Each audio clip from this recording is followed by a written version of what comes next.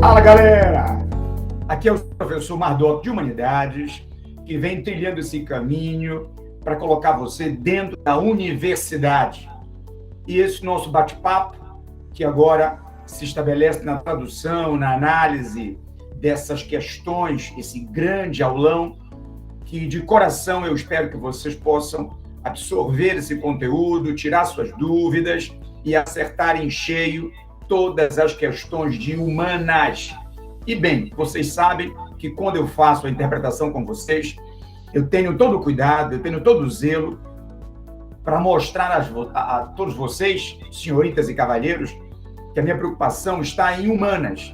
Então eu trago subsídios para vocês que serão muito importantes em sociologia, filosofia, geografia e, por que não dizer também, claro, que nós conversamos para que vocês tenham subsídios na redação.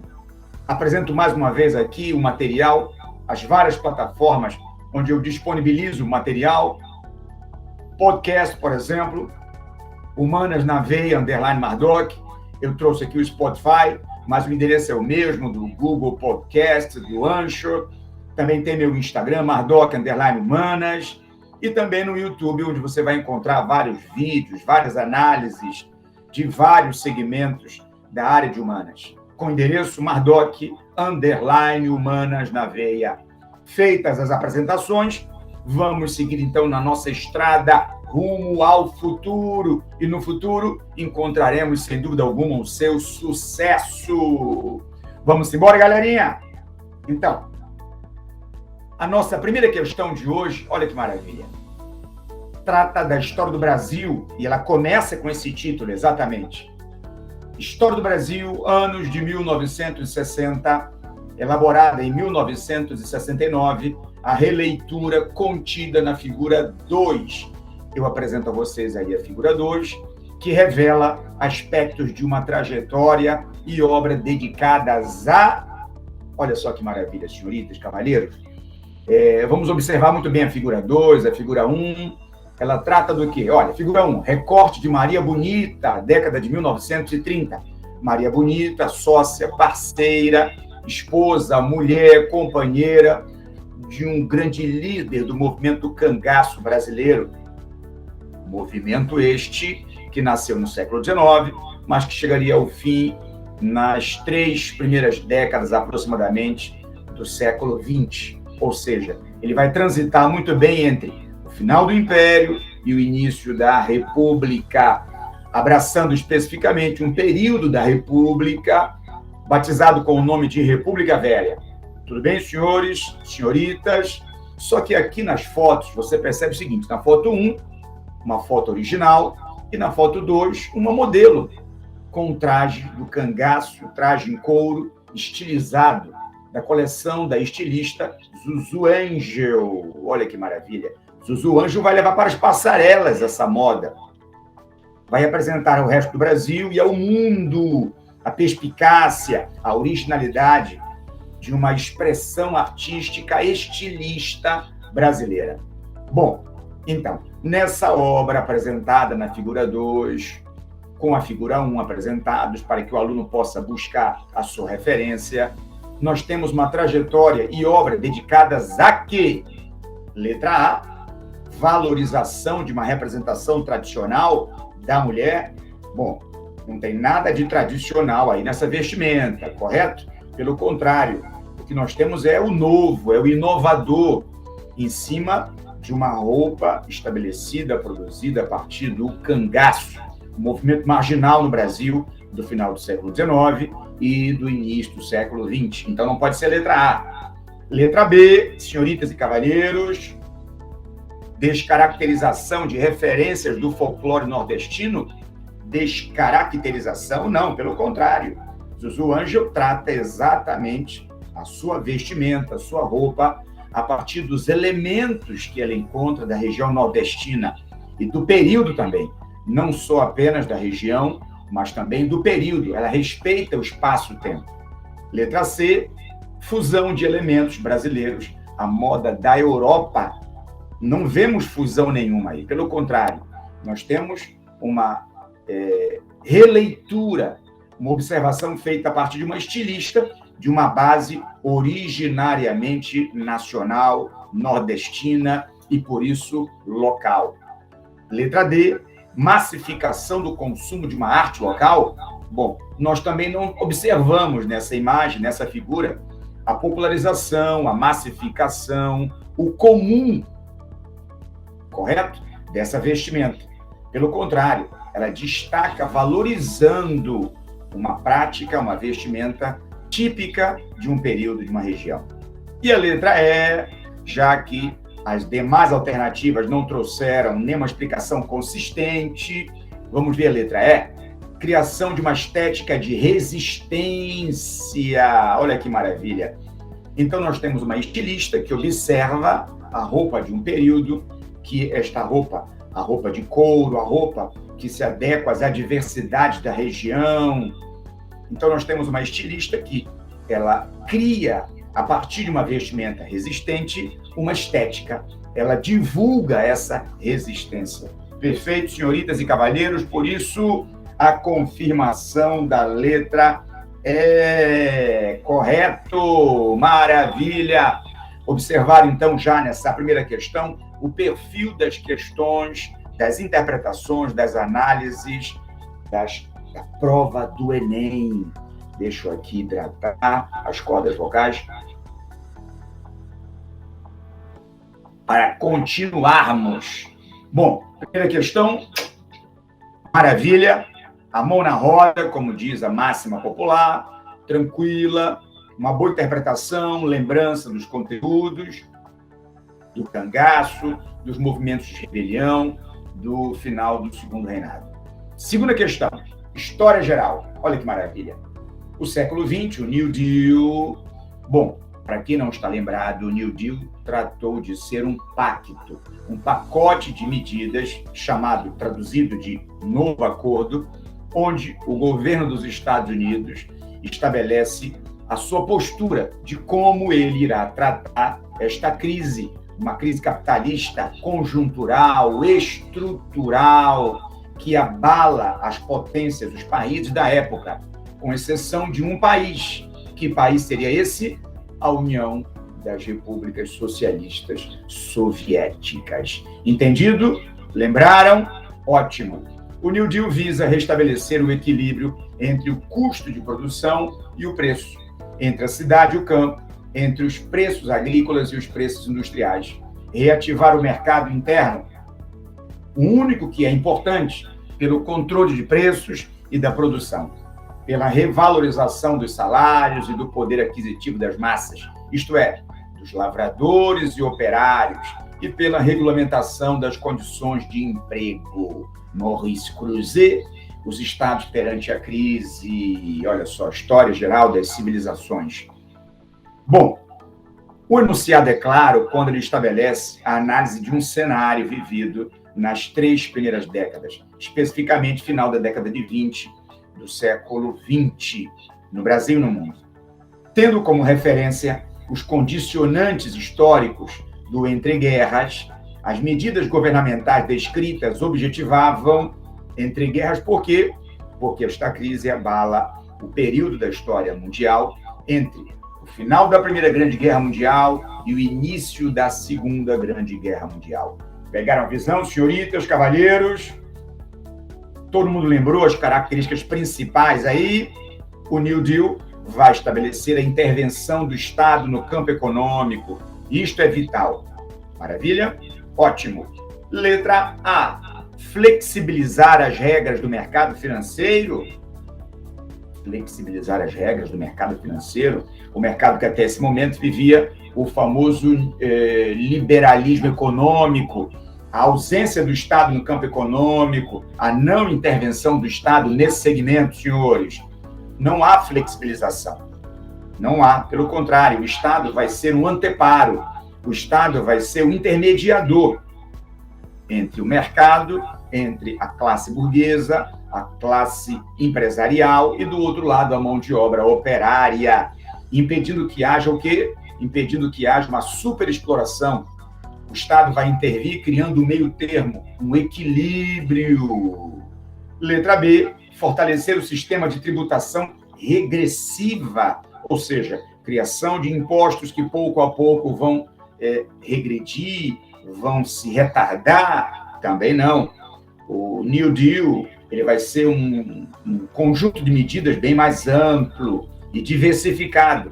Letra C, introduzir os dispositivos de contenção creditícia.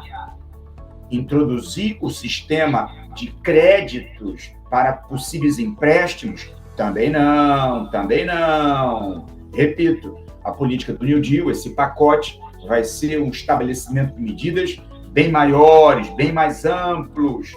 Letra D, racionalizar os custos da automação industrial mediante negociação sindical.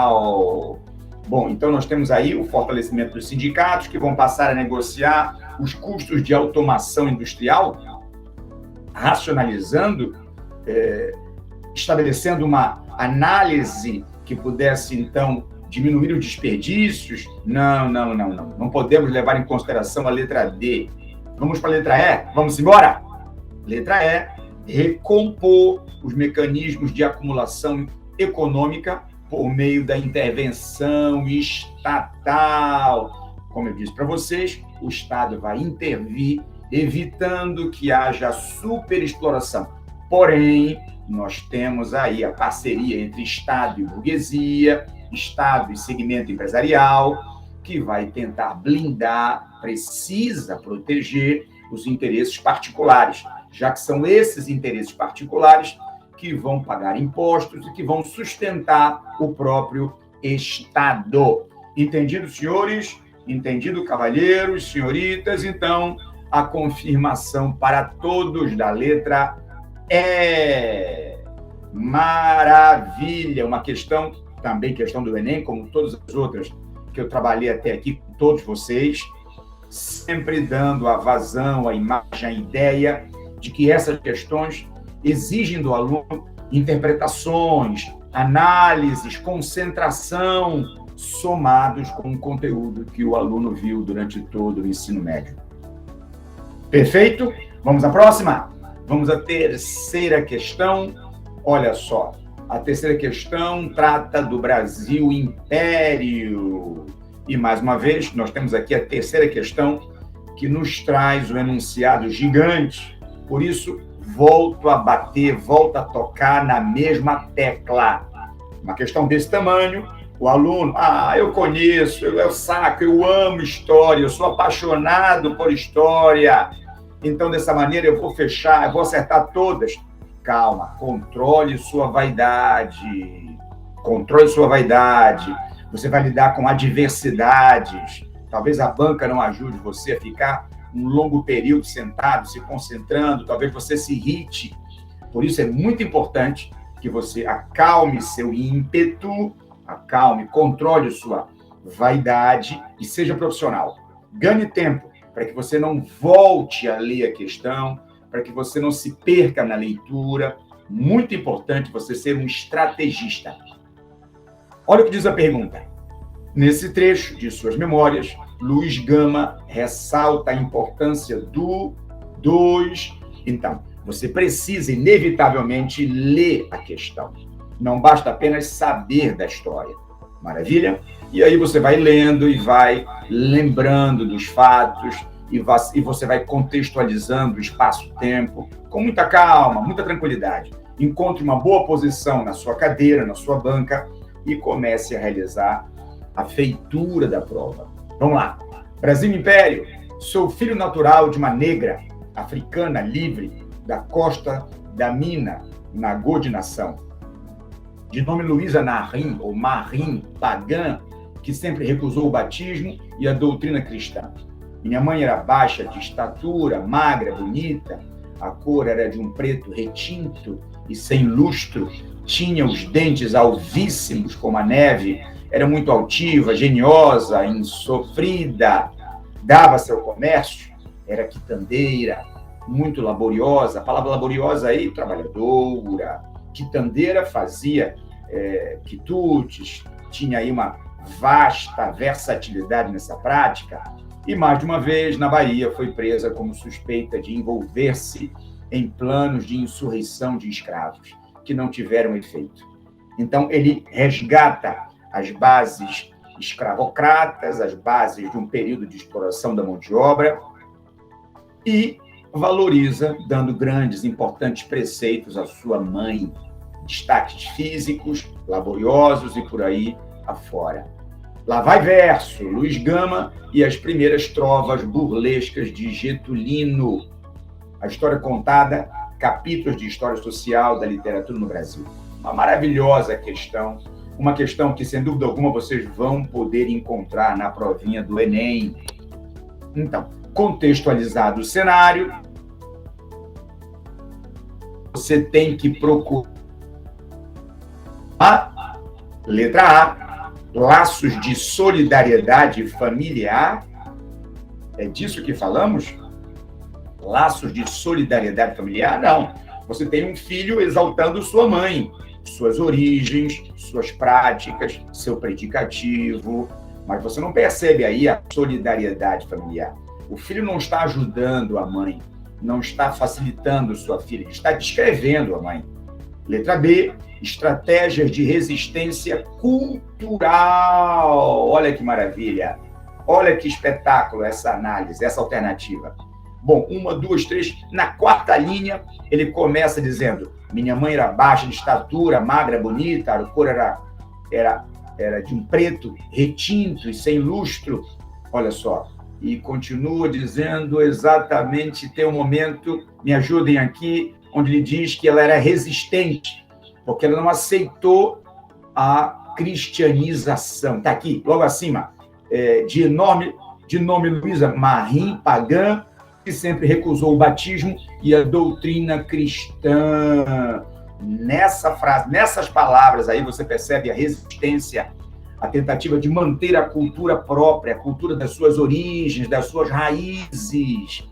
Letra B é uma questão que retrata muito bem o texto. Muito bem.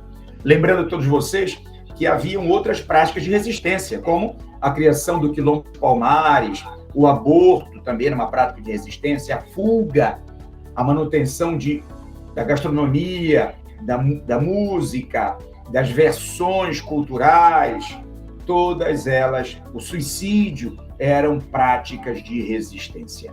Letra C, mecanismos de hierarquização tribal. Em nenhum momento no texto aí existe essa análise. Apenas, repito, a conversa o destaque de um filho perante sua mãe. Letra D, instrumentos de dominação religiosa? Não, também não. Ele apenas faz a citação de que a mãe não aceitava o batismo, que é um dos sacramentos da cultura ocidental europeia cristã. Perfeito? É o que ele determina. E a letra E, limites da concessão de alforria. Alforria, para todos vocês, é claro, é o documento, é a prática de libertação, o que também não existem relatos nesse texto. Fechado, senhoritas? Entendido, cavalheiros? Então, confirmando a todos, letra B. Letra B, meus amores. Meus queridos e minhas queridas. Ótimo, estão anotando aí, estão percebendo como você pode resolver, pode se comportar na resolução das questões para o seu Enem. Maravilha, vamos à próxima? Vamos à quarta questão? Então, nós temos aqui... Quarta questão, Brasil República. Era Vargas durante o Estado Novo. Então, vamos lá, os encarregados da propaganda procuraram... Deixa só estabelecer aqui o controle. Pronto. Maravilha. Então temos Brasil República, era Vargas.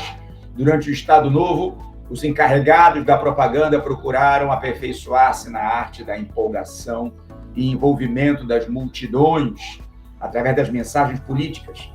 Nesse tipo de discurso, o significado das palavras importa pouco, pois, como declarou Goebbels, não falamos para dizer alguma coisa, mas para obter determinado efeito. Entenderam, senhoritas e cavalheiros?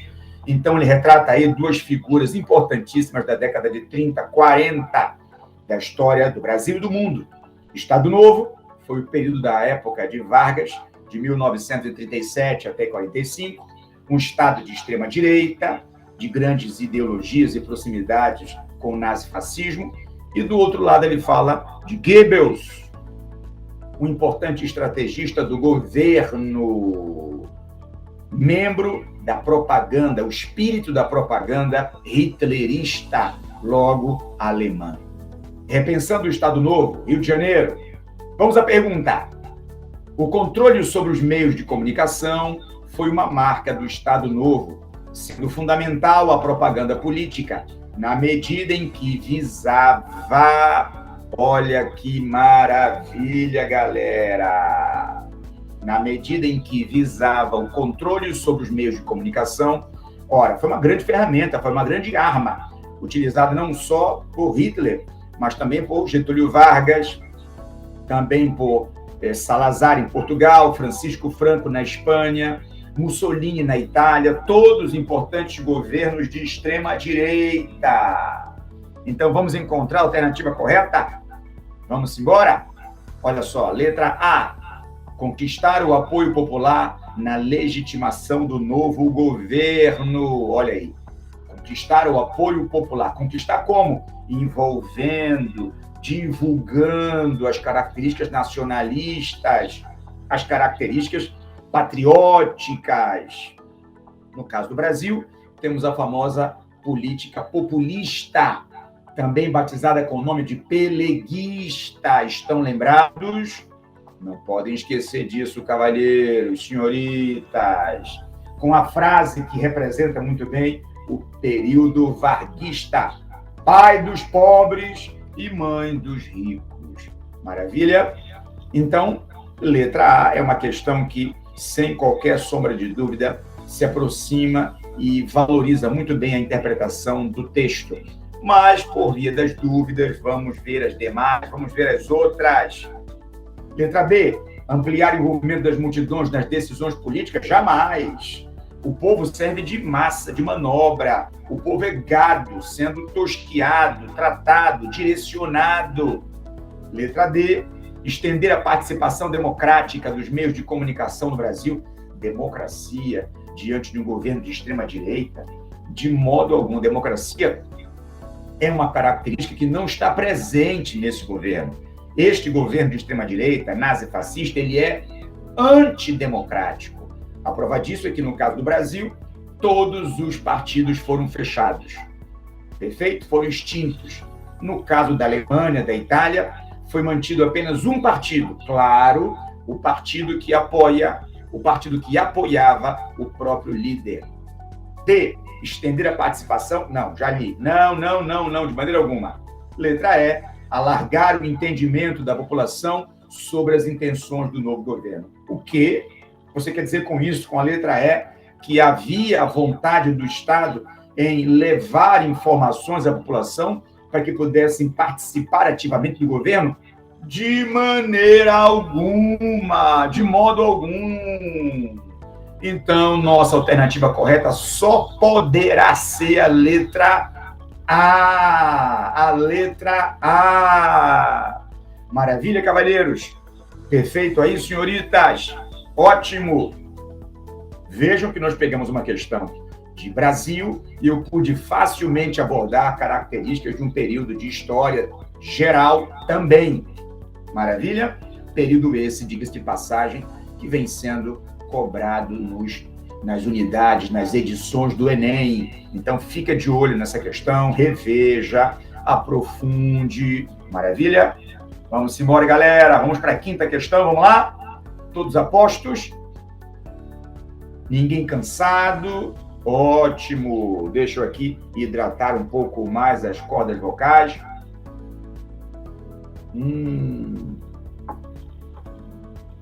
Maravilha! Vamos para a quinta. Outro importante tema que vem sendo muito cobrado, sem qualquer sombra de dúvida. ele exalta a antiguidade clássica, ele destaca os valores, as características desse período que estão presentes na política moderna. Nos tempos atuais, não só no Brasil, mas no mundo. Palavras que retratam muito bem essa cena, como democracia, política, cidadania, entenderam? Então, é muito importante. Essas 3 palavras também estão presentes em outras disciplinas. Por isso, quando eu abri esse módulo, esse aulão para vocês, eu deixei claro que a minha interpretação vai dar uma ampla condição para que vocês possam ter base na redação e na resolução de outras questões de humanidades. História antiga, Grécia e Roma. Solon é o primeiro nome grego que nos vem à mente quando terra e dívida são mencionadas juntas. Logo depois de 600 a.C., ele foi designado legislador em Atenas, com poderes sem precedentes, porque a exigência de redistribuição de terras e o cancelamento das dívidas não podiam continuar bloqueados pela oligarquia dos proprietários de terra por meio da força ou de pequenas concessões. Economia e Sociedade na Grécia Antiga, do senhor Finlay. Texto 2. Texto 1 já foi. Perfeito?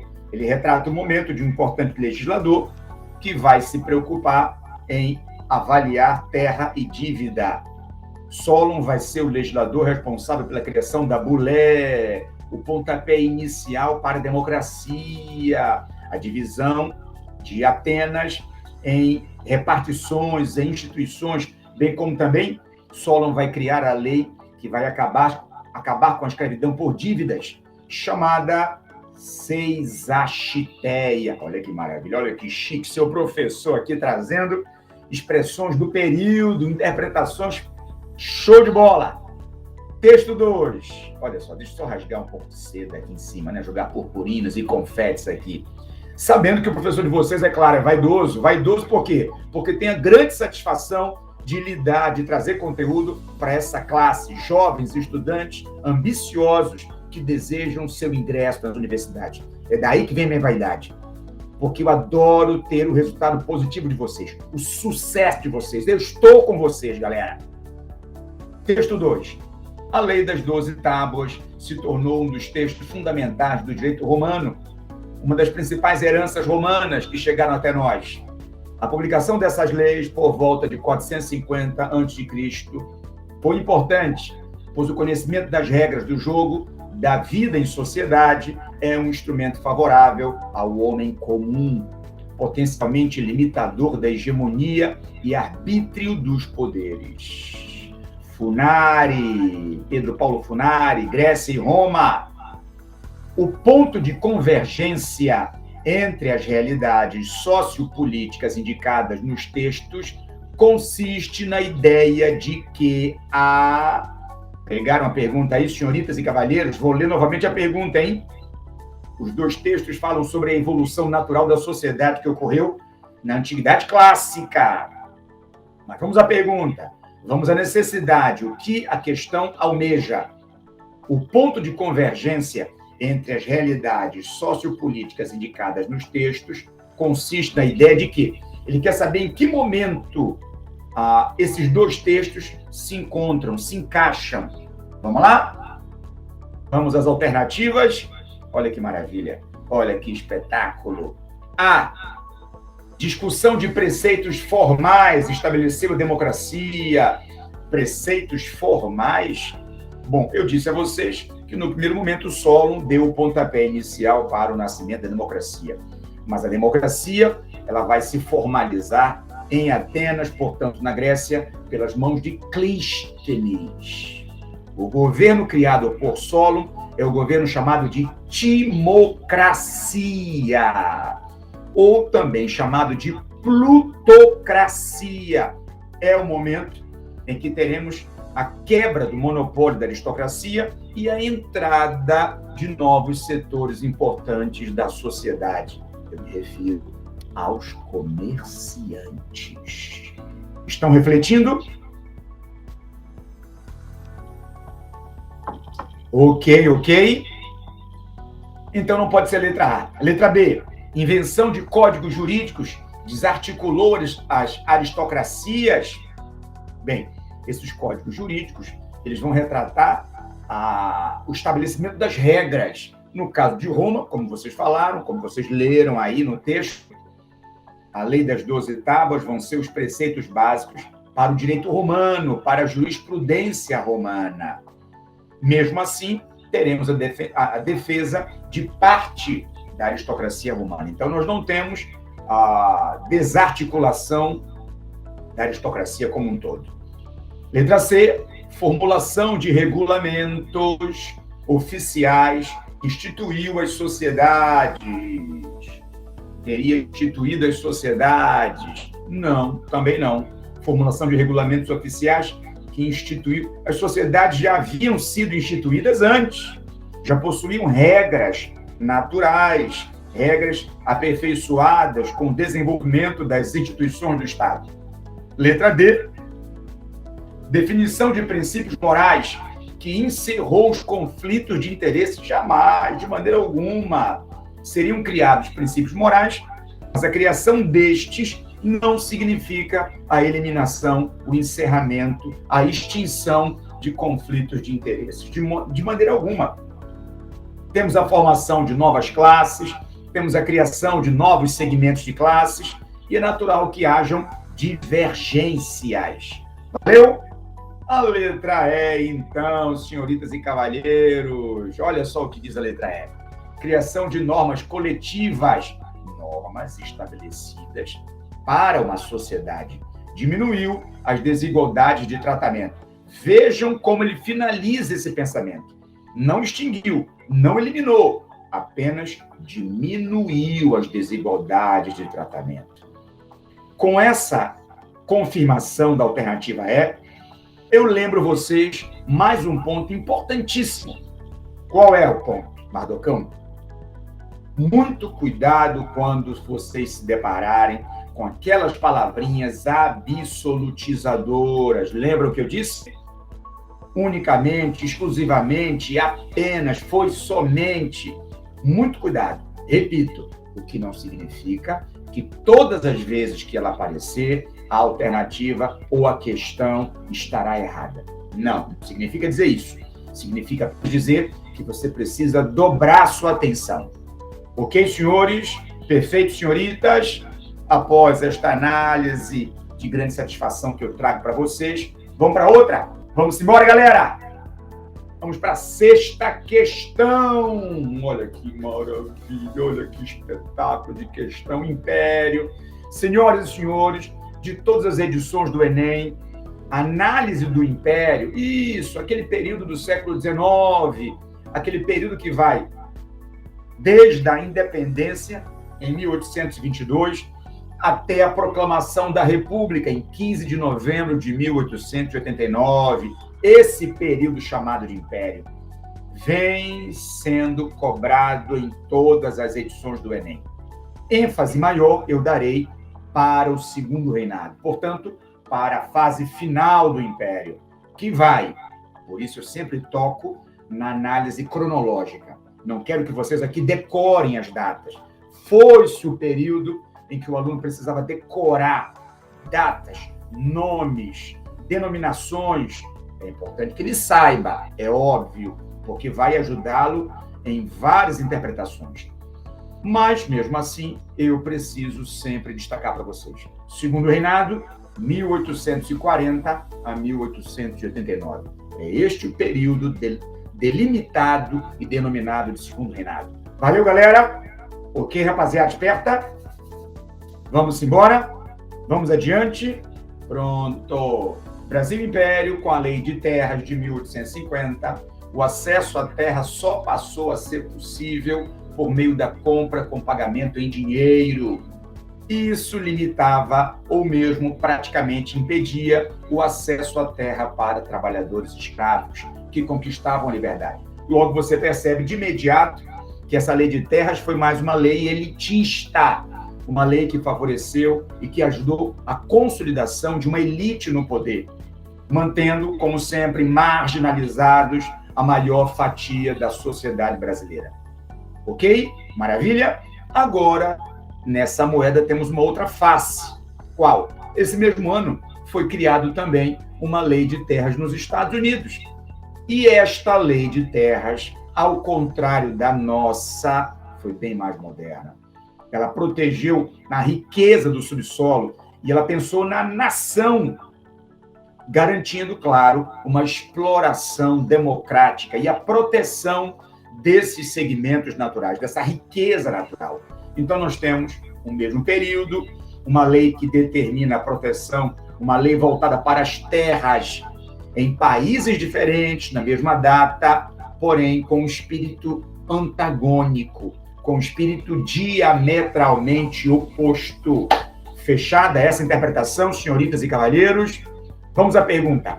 O fato legal evidenciado no texto acentuou o processo de... Olha que maravilha. Acentuou o processo de letra A. Reforma agrária?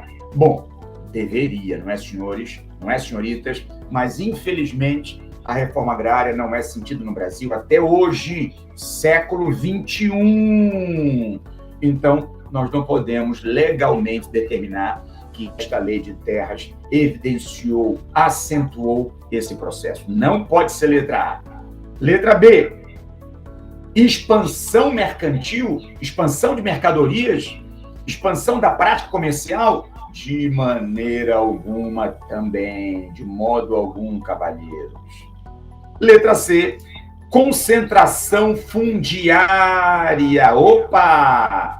Esse se apresenta como característica importantíssima no Brasil. A concentração fundiária, ela está intimamente ligada à desigualdade que eu retratei aqui para vocês, onde poucos concentraram as maiores fatias de terras e a maioria do Brasil foi obrigada, foi levada compulsoriamente, claro, a trabalhar nessas propriedades fundiárias. Letra C se apresenta aqui como a questão mais plausível, infelizmente. Letra D, desruralização da elite. Pelo contrário, ela concentrou terras. Então, ela se concentrou como proprietária rural. Ela não perdeu terras. Letra E, mecanização da produção. Ora, em nenhum momento esta lei ou a análise que está em torno dessa lei fala da introdução de máquinas nesse contexto.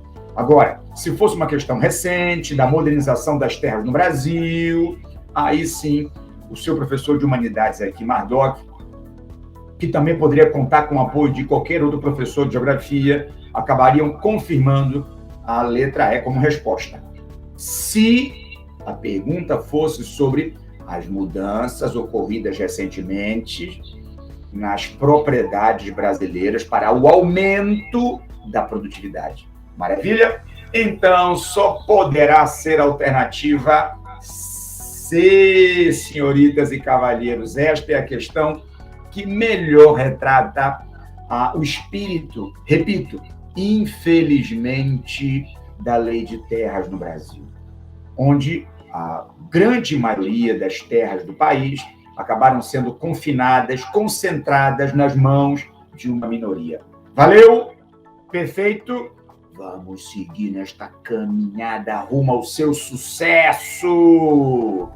Vamos embora, galera! Sétima questão. Brasil República. Era Vargas. Estão aí, como se sabe, dois candidatos à presidência, os senhores Eduardo Gomes e Eurico Gaspar Dutra. Bom, se são esses os candidatos, o aluno atento, volto ali a tocar na tecla das datas, dessas denominações, dessas características factuais. Repito, não vou valorizá-las como exclusivas para que vocês possam ter o sucesso, mas são importantes. Mas isto é um processo natural. Estamos na reta final, caminhando para o seu sucesso, e por isso é sempre importante o aluno ficar atento a esses detalhes. Se ele fala de Eurico Gaspar Dutra, ele está se referindo às eleições que vão levar o candidato à vitória no ano de 1946. Dutra, que era um dos braços importantes do presidente Getúlio Dornelles Vargas. Mais um golinho aqui para hidratar as cordas vocais. Perfeito! E um terceiro setor, o senhor Getúlio Vargas, que deve ser candidato de algum grupo político oculto. Oculto por quê? Porque nesse momento ele saiu. Percebem? Em 1945, a contradição do período, Vargas era um ditador de extrema-direita, mas lutou ao lado dos Estados Unidos, da Inglaterra, da França, contra o eixo. Países esses que eram semelhantes à característica do governo de Vargas. Eu me refiro à Itália de Mussolini, à Alemanha de Hitler. Maravilha? Ótimo. Cadê? Por isso ele fala aqui candidato popular, né? Mas é também um candidato popular. Porque a dos queremos, como se trata disto sobre Vargas, fala do movimento queremista. O povo queria a volta de Vargas pela simpatia, pelo carisma, pelas mudanças e pela modernização que Vargas fez no período. O queremos dos que querem ver se continuam nas posições e o queremos popular. Afinal, o que é que o senhor Getúlio Vargas é? É fascista? É comunista? É ateu? É cristão? Quer sair? Quer ficar? O povo, entretanto, parece que gosta dele por isso mesmo, porque ele é a moda da casa. Olha só que maravilha de questão, gente. Olha que espetáculo. Vamos à pergunta, vamos lá? O movimento político mencionado no texto caracterizou-se por... Olha que maravilha. O movimento político mencionado no texto caracterizou-se por... Ele fala, como já disse para vocês, a esse período do final da Segunda Grande Guerra Mundial, ao movimento de valorização de Vargas, do retorno de Vargas, da manutenção do mesmo. Letra A, reclamar a participação das agremiações partidárias?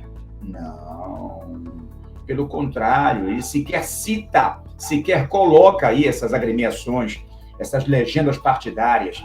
Letra B, apoiar a permanência da ditadura Estado novista. Bom, apoiar a permanência da ditadura, não. Mas, sem dúvida alguma, apoiar a manutenção do líder desta ditadura. Perceberam aí a sutil diferença na interpretação? Letra C, demandar a confirmação dos direitos trabalhistas. Também não existe, nesse caso aí, nenhuma menção, interpretação, nem de leve, nem sucinta, sobre direitos trabalhistas. Lembrando que foi Vargas quem estabeleceu a consolidação das leis trabalhistas, a CLT. Mas o texto não traz nenhuma menção. Letra D, reivindicar a transição constitucional sob influência do governante. Olha aí que maravilha. Qual seria o governante influente aí? Getúlio Vargas. Eu falei para vocês que Dutra era um dos braços importantes do governo de Vargas, do período da Era Vargas. Letra D, então, se posiciona como uma ótima resposta para essa questão. Vamos ver a última? Vocês sabem que o professor de vocês, Mardoc, de Humanidades, faz questão de analisar uma a uma para que o aluno não tenha dúvida ou dúvidas. Letra E, resgatar a representatividade dos sindicatos sob controle social. Também não temos aí nenhuma menção, nenhuma análise nesse resgate, e nem mesmo da participação dos sindicatos como segmento de interpretação, de luta, segmento ativista do período. Não. Então, só nos resta confirmar a análise que eu fiz há pouco. Letra D é a resposta. A reivindicação, a transição constitucional sob influência do governante. Constitucional por quê? Porque ele fala em uma disputa eleitoral. Ele coloca candidatos à presidência. Então, nós temos a defesa da democracia. E logo depois ele fala da influência do governante, onde ele determina que Vargas participaria como um candidato popular, um candidato de partido oculto, grupo político oculto. Maravilha? Perfeito? Confirmando, senhoras e senhores, letra D para a 7ª questão. Seguindo nossa caminhada rumo ao seu sucesso. Vamos seguir? Vamos lá? Vamos para a 8ª questão. Que maravilha, já sei. Tô feliz da vida porque eu tenho certeza que vocês vão arrebentar, vocês vão adorar essa provinha. Que maravilha. Brasil República. Primeira República. Opa! Quando ele fala em Primeira República, ele se refere, então, às 3 primeiras décadas do século XX. Finalzinho do século XIX, entrando para o século XX, até 1930, quando Vargas, através de um golpe, toma o poder. Perfeito? Maravilha? Vamos embora, galera! Primeira República. O intuito popular, de acordo com o exame da razão, fez da figura do Alferes Xavier, então, pelo que eu sei, ele já começa a se aproximar do que deseja.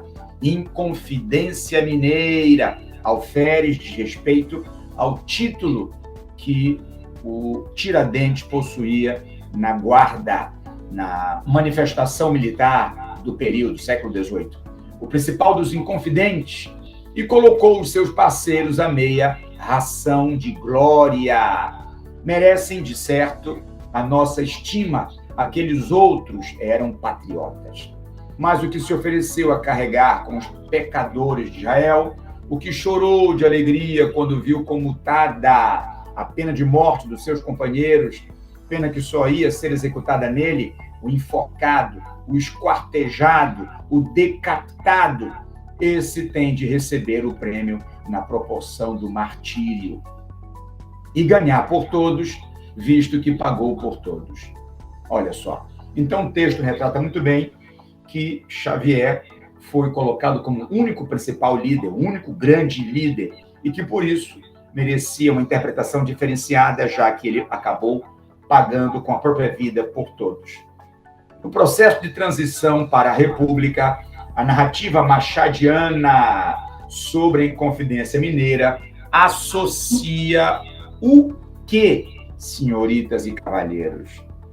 Associa o quê? Vamos encontrar a resposta? Todo mundo percebeu claramente aí a colocação do Alferes Xavier Tiradentes como principal líder, como principal culpado. Vamos lá, então. Letra A. Redenção cristã e cultura cívica. Já que ele fala sobre a Primeira República, sobre a proclamação da República, a República é justamente o governo que vai tentar exaltar nomes importantes, responsáveis pelo combate ao absolutismo, ao autoritarismo, defendendo o povo brasileiro, defendendo a libertação diante da metrópole, criticando o pacto colonial, defendendo uma identidade nacional, valores apregoados, defendidos pela República. Então, a letra A se coloca aí muito bem como uma boa alternativa. Concordam comigo? Vamos deixar de molho letra A, vamos encontrar as outras, vamos interpretar as outras. Letra B. Veneração aos santos e radicalismo militar. Veneração aos santos. Em nenhum momento aí o aluno consegue entender, consegue encontrar qualquer veneração, qualquer culto, qualquer exaltação aos santos. Nenhum. E até mesmo nem radicalismo militar. Pelo contrário, existe apenas a citação ali do corpo militar na época. Alferes, só. Letra C. Apologia aos protestantes e culto ufanista, um culto nacionalista, também não existe. Apologia, o que significaria a propagação, a difusão dos protestantes na ocasião, também não li, também tenho certeza que os alunos não vão encontrar nesse texto da 8ª questão qualquer tipo de apologia aos protestantes, de maneira alguma. Perfeito, senhoritas, cavalheiros? Letra D. Tradição messiânica e tendência regionalista? Não. Pelo contrário, vamos encontrar a tradição messiânica em 2 movimentos dentro da República. Já sabe do que eu estou falando? Por sinal, um deles aconteceu num período logo após a proclamação da República. O movimento na Bahia, Canudos, movimento messiânico, líder Antônio Conselheiro, estão lembrados? Vamos descer um pouquinho o território nacional, vamos para o outro extremo, vamos para o Rio Grande do Sul, e lá nós temos o movimento do Contestado, o movimento que vai ter como líder José Maria, também possui como característica o messianismo. Pegaram a visão, galera? Mas nessa questão, nessa análise, de maneira alguma. Letra E, representação eclesiástica e dogmatismo ideológico, também não. Fugimos completamente dessa interpretação e dessa análise, sem qualquer sombra de dúvida. Logo, eu bato o martelo aqui com vocês, trabalhando da melhor maneira possível, esmiuçando detalhes, onde o aluno pode ter uma interpretação ampla, vasta. É o que eu digo de grande interpretação, grande aulão de véspera, para que o aluno possa arrebentar com a prova. Maravilha? 8ª questão, letra A. Vamos seguir, galera? Vamos lá? 8ª, letra A. Vamos para a 9ª questão? 9ª questão, vamos embora? Brasil República, anos 1960. Olha que maravilha. Década de 60, estamos falando aqui do período populista, período que também é chamado, é conhecida pelo nome de Quarta República. Perfeito, maravilha. Esse período também tem um espaço cronológico. Vamos lá? Anotem aí. 1946 a 1964. Este foi batizado com o nome de Quarta República, ou período populista, onde teremos grandes presidentes, como o caso de Eurico Gaspar Dutra, o primeiro, depois a volta de Vargas, que vai levá-lo até o suicídio em 1954. Temos aí 1 ano e 8 meses de intervalo, onde os vice-presidente Vargas e o presidente das câmaras, do Senado e dos deputados vão assumir o poder, com as eleições que vão colocar no poder JK, Juscelino Kubitschek, que é o terceiro presidente, e depois temos a nova chapa, a última chapa, Jânio Quadros com João Goulart. Jânio Quadros, que vai ficar 7 meses no poder. Maravilha? Maravilha não o fato de ter ficado tão pouco tempo, mas a interpretação, a análise e, por último, o vice de Jânio Quadros, que vai assumir o poder diante do afastamento do presidente. Eu me refiro a João Goulart. Perfeito, senhores? Ok. Então, período populista. Vamos lá, continuando, galera. No período anterior ao golpe militar de 64, os documentos episcopais indicavam para os bispos que o desenvolvimento econômico e, claramente, o desenvolvimento capitalista, orientando-se no sentido da justa distribuição da riqueza, resolveria o problema da miséria rural e, consequentemente, suprimiria a possibilidade do proselitismo e da expansão comunista entre os camponeses. Foi nesse sentido que o golpe de Estado de 31 de março de 64 foi acolhido pela Igreja. Olhem só. Então, ele está falando precisamente do momento em que os militares vão dar o golpe assumindo o poder, inaugurando a fase conhecida nos livros didáticos, no seio dos intelectuais, políticos, professores, com o nome de ditadura militar. Perguntamos, em que pesem as divergências no interior do clero após a instalação da ditadura militar, civil-militar, o posicionamento mencionado no texto fundamentou-se no entendimento da hierarquia católica de que... Olha que barato, galera, o que ele está falando. Olha só, vou ler aqui um trecho apenas, hein? No período anterior ao golpe militar, os documentos episcopais indicavam para os bispos que o desenvolvimento econômico e, claramente, o desenvolvimento capitalista, orientando-se no sentido da justa distribuição da riqueza. Olha só, o desejo de distribuição justa da riqueza, resolveria o problema da miséria rural. A igreja defendia isso, a igreja acreditava nisso. E, consequentemente, acabaria, extinguiria, suprimiria a possibilidade do proselitismo e da expansão comunista entre os camponeses. Então, se a sociedade tivesse suas riquezas equitativamente, naturalmente e igualmente distribuídas, isso representaria o fim da expansão comunista. Logo, vamos encontrar a resposta correta? Letra A. Luta de classes é estimulada pelo livre mercado? Não. O texto não trata sobre isso. A luta de classes é tratada por Karl Marx, que naturalmente vai defender a evolução da sociedade e não estimular o livre mercado. Então não pode ser a letra A. Letra B. Poder oligárquico é limitado pela ação do exército? Também não. O exército vai proteger a oligarquia. Pressupõe-se oligarquia com a palavra sinônima de conformismo, patriarcalismo, acomodação, governo elitista, ruralista. Letra C. Doutrina cristã é beneficiada pelo atraso do interior. A doutrina cristã se beneficia pelo atraso do interior.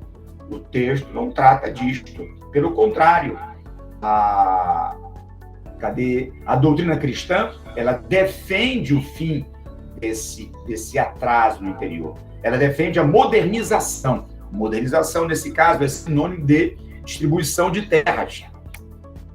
Maravilha? Letra D. Espaço político é dominado pelo interesse empresarial. Também, ele não faz menção desta interpretação no texto. E a letra E. Manipulação ideológica é favorecida pela privação material. Bom, o texto trata exatamente disto. De um lado, a igreja fala que, se houver a distribuição das riquezas, vamos naturalmente barrar o avanço comunista. Então, a manipulação ideológica de extrema esquerda acaba se favorecendo dessa privação material, da fome, da miséria, do desequilíbrio, das injustiças sociais. Quanto mais grave se posicionar essas adversidades na sociedade, maior seria a postura ideológica no país. É esta interpretação, dessa maneira, senhoritas e cavalheiros, a resposta correta só pode ser esta, letra E. Maravilha! Vamos à próxima?